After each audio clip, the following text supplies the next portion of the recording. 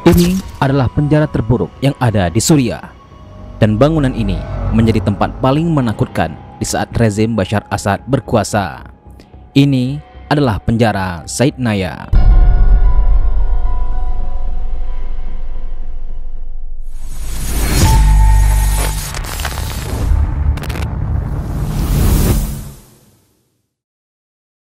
Penjara ini memiliki nama sebutan rumah pembantaian manusia. Penjara ini digunakan untuk memenjarakan ribuan tahanan politik selama masa pemerintahan rezim Assad di Suriah.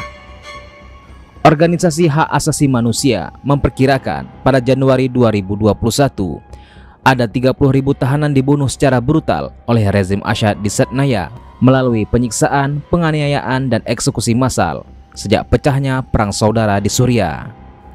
Sementara Amnesty International memperkirakan pada Februari 2017 ada antara 5.000 sampai 3.000 orang telah dieksekusi di luar hukum di Saidnaya antara September 2011 hingga Desember 2015.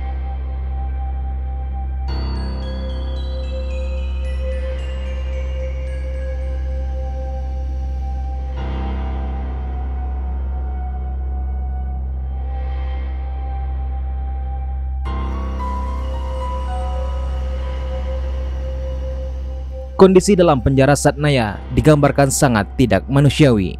Para tahanan dipaksa hidup dalam sel yang sempit, kotor, dan minim ventilasi. Kekurangan makanan, air bersih, serta layanan medis membuat banyak tahanan meninggal dunia akibat kelaparan atau penyakit. Selain itu, penyiksaan fisik dan psikologis dilaporkan menjadi praktek rutin di tempat ini. Banyak mantan tahanan menceritakan pengalaman mereka tentang kekerasan yang ekstrim, termasuk pemukulan, penggunaan alat penyiksaan, dan pelecehan verbal. Salah satu aspek paling mengerikan dari penjara Saidnaya adalah eksekusi massal yang dilakukan secara rutin. Tahanan seringkali digantung secara berkelompok di malam hari, dengan jenazah mereka kemudian dikuburkan di lokasi yang dirahasiakan. Proses ini dilakukan secara tertutup, bahkan keluarga tahanan tidak diberitahu tentang kematian mereka. Karena akses ke penjara ini sangat terbatas, banyak informasi tentang kondisi di Saidnaya berasal dari kesaksian mantan tahanan. Mereka menceritakan bagaimana suara jeritan dan tangisan menjadi hal yang biasa terdengar di dalam penjara. Para tahanan juga dipaksa untuk saling menyiksa sebagai bagian dari upaya rezim untuk menghancurkan rasa kemanusiaan mereka. قال شو كان نوع السلاح اللي معك؟ قلت له كاميرا. وإنه يقول يبدو إنك ما بدك تعترف أنت بدك تعترف، ما اعترفت بدنا نقتلك. كسروا لي ضلاعي هاي، لا ضلوع يطلع فوق ويدبج فوقي، يقلبك بالعكس على ظهرك يطلع يدبج فوقك. جاب المرة الثانية شبحني، الثقل كله على ايدينك على المفاصل، فالكلبشات مو فتحسها راح تقطع لك ايدينك، تصرخ بيحط لك شحاطة أو حذاء. قال لا شو نخليك راح تعترف غصبا عنك يعني. جابوا كلم وإله ما اندرج هاند يحطه بالجهاز الذكري ويبلش يشد ويشد ويشد، يحاول يضب على جهازك الذكري. آخر شيء تحسه إنه راح يقطع لك إياه، وواحد من ورا يحط لك خازوق بالمؤخرة تبعك ويضرب عليك. يعني شيء ما يتصور، عقل البشري ما يتصوره. Proses pembangunan penjara Saidnaya dimulai pada tahun 1978 ketika pemerintahan Suriah menyita tanah seluas 1,4 km persegi yang berjarak 30 km dari Damaskus dari warga sekitar dan menyerahkannya kepada Kementerian Pertahanan untuk dibangun penjara.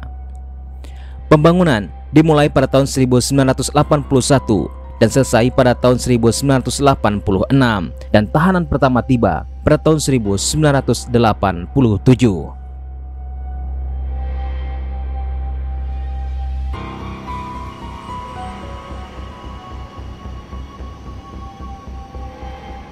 Pada tanggal 5 Juli 2008 telah terjadi kerusuhan di dalam penjara yang dipicu oleh kemarahan tahanan akibat penggeledahan yang dilakukan oleh sipir. Menurut seorang tahanan yang menjadi informan dari organisasi hak manusia, melalui telepon seluler di dalam penjara, para tugas sipir menghina narapidana dan menginjak-injak Al-Quran yang mereka lempari ke lantai. Penjara ini dikatakan memiliki dua fasilitas penahanan utama. Yang pertama adalah Gedung Putih. Menurut organisasi hak manusia, sebagian besar dibangun untuk menahan perwira militer dan pasukan yang diduga tak setia kepada rezim. Bangunan tersebut merupakan kompleks berbentuk L di tenggara kompleks yang luas tersebut. Kemudian ada juga Gedung Merah yang merupakan penjara utama. Tempat ini diperuntukkan bagi para penentang rezim yang awalnya dihuni oleh mereka yang diduga anggota kelompok Islam. Gedung ini terkenal karena bentuknya yang khas seperti huruf Y dengan 3 koridor lurus yang menyebar dari pusatnya.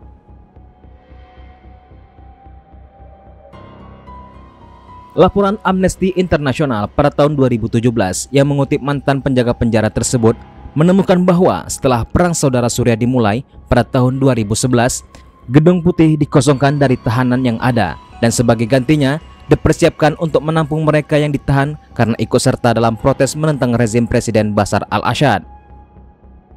Seorang mantan perwira mengatakan kepada Amnesty International bahwa setelah 2011, penjara Saydnaya menjadi penjara politik utama di Suriah.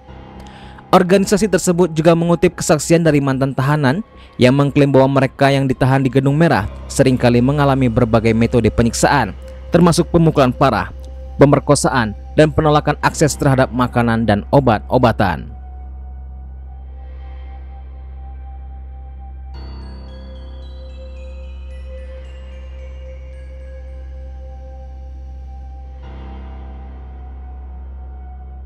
Di bawah Gedung Putih terdapat apa yang disebut oleh mereka yang berbicara kepada Amnesty sebagai ruang eksekusi, tempat para tahanan di Gedung Merah akan diangkut untuk digantung.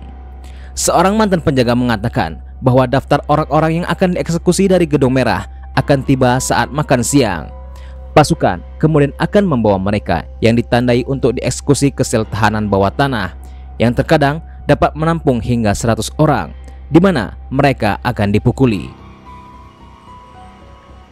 Para tahanan yang berbicara kepada Amnesty International mengatakan para tahanan di Gedung Merah biasanya dipindahkan dari gedung tersebut pada tengah malam sekitar pukul 3 pagi.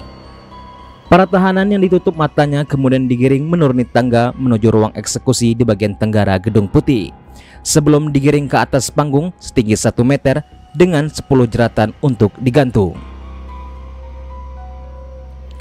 Menurut Amnesty International, pada tahun 2012, ruang itu diperluas dengan platform kedua dilengkapi 20 jeratan tambahan. Dalam rekaman yang dibagikan oleh media yang berafiliasi dengan pemberontak setelah jatuhnya rezim, para pejuang memamerkan puluhan jeratan yang mereka temukan di ruang-ruang di sekitar Saydnaya.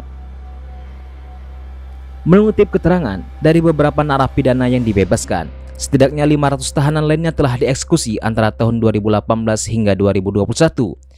Pada tahun 2017, Departemen Luar Negeri Amerika Serikat mengklaim bahwa pihak berwenang telah membangun kemungkinan krematorium di lokasi tersebut untuk membuang sisa-sisa tahanan yang dibunuh.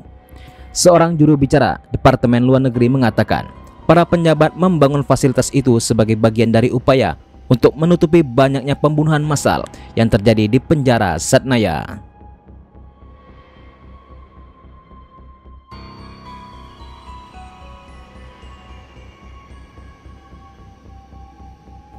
Citra satelit yang dirilis oleh penyidik Amerika Serikat menunjukkan sebuah bangunan yang menurut mereka adalah bangunan kecil yang diubah menjadi krematorium. Para penjabat mengatakan salju yang mencair di atap bangunan tersebut membantu mendukung klaim mereka. Menambahkan bahwa sedikitnya 50 tahanan setiap hari digantung di fasilitas tersebut pada saat itu. Sepanjang sejarah, fasilitas itu dijaga ketat dengan benteng di sekeliling lahannya. Bagian luar penjara dipatroli oleh satu detasmen 200 tentara dari militer dengan tambahan 250 tentara dari intelijen militer dan polisi militer yang bertanggung jawab atas keamanan dalam. Pasukan dari Brigade ke-21 Divisi Ketiga Angkatan Darat dipilih untuk mempertahankan penjara tersebut karena kesetiaan mereka yang kuat kepada rezim. Para prajurit dikomandoi oleh perwira dari kelompok minoritas Alawi Presiden Bashar Assad. Sejak jatuhnya rezim Assad, warga sipil didesak untuk tidak buru-buru melewati batas penjara. Organisasi hak asasi manusia mengatakan bagian luar kompleks tersebut diketahui dipenuhi dengan ranjau.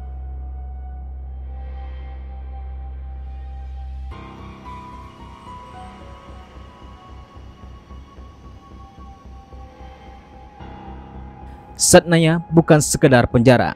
Ia telah menjadi simbol dari rezim represif yang menggunakan kekerasan untuk membungkam oposisi. Penjara ini mencerminkan bagaimana pemerintahan Suriah memperlakukan warga negaranya yang menuntut kebebasan dan keadilan. Meskipun situasi di Suriah tetap sulit, banyak pihak berharap bahwa keadilan dapat ditegakkan bagi para korban penjara Satsnaya. Tuntutan untuk penyelidikan independen dan pemberian akses ke penjara ini menjadi langkah penting dalam mengungkap kebenaran dan mencegah pelanggaran serupa di masa yang akan datang.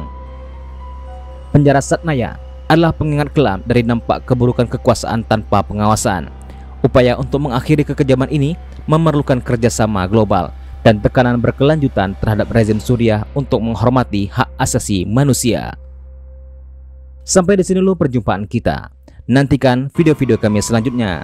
Jangan lupa untuk klik tombol subscribe dan lonceng notifikasi agar Anda selalu mendapatkan informasi terbaru dari kami.